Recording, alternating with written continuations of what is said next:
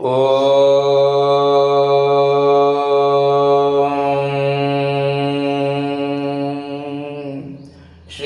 குருவ்யோ நமஹ.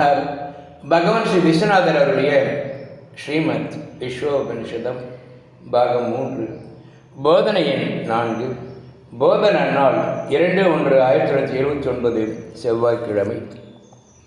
எலும்பை அரைக்கும் எந்திர சாலை பக்கம். பழைய எலும்புகள் நிறைய குவிந்து கிடக்கும் பக்கம். நாய்கள் சண்டை போட்டுக்கொண்டே எலும்புகளை கடித்திருப்பதை பார்க்கலாம். எலும்பு ரசம் ருசிக்கவோ பசி அடக்கவோ கிட்டுவது இல்லை, உண்மைதான். இருப்பினும் வாசனா பலத்தால் நாய் எலும்பு கடிப்பதை விடமாட்டேன் என்கிறது. மேலும் அதன் காயமடைந்த எகிரிலிருந்து வரும் இரத்தத்தையே எலும்பிலிருந்து வரும் ரசம் என்று எண்ணி ருசிக்கிறது.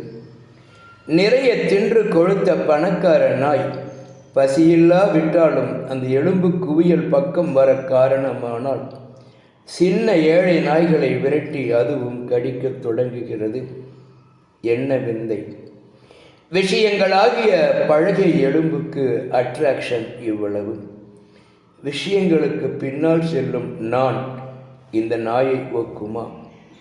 இந்த நாய் தன் எகிரிலிருந்து தான் ரசம் வருகிறது என்று விவேகித்தறிந்தபடியால் பழைய எலும்பில் ரசம் இல்லை என்று கண்டும் வாசனையால் கடித்து வந்தாலும் ருசிப்பதை விட்டு ருசி தன் வாயிலிருந்து வந்த இரத்தத்தின் ருசியே என்று கண்டு எலும்பை கடிக்கும் விசை குறைந்து கடிப்பதும் நின்று விடுகிறதே. இந்த நாயின் விவேகம் வீண் ஆகாது. உதாரணம் கேட்க நன்றாக உள்ளது, அதுபடி நிற்பதில்லையே இந்த நாய். தெரிந்து திடப்படுவது ஞானம். அதுவே துக்க நிவர்த்திக்கு நேர் சாதனம். மறுபடியும் தேகேந்திரிய மனோ புத்திகளின் வியாபாரம் தொடர்கிறதே, தொடருவதாக காணப்படுகிறதே என்றால் நடக்கட்டும், அது நீடிக்காது. தெரிந்த ஞானம் கர்மத்தை கர்த்திருவ போக்திருத்துவ அபிமானம் நீங்க பெற்று யான் எனது என்னும் செருக்கை கெடுத்ததே ஒழிய பிராரத்தத்தை நசிக்க வைக்க வல்லது அன்று.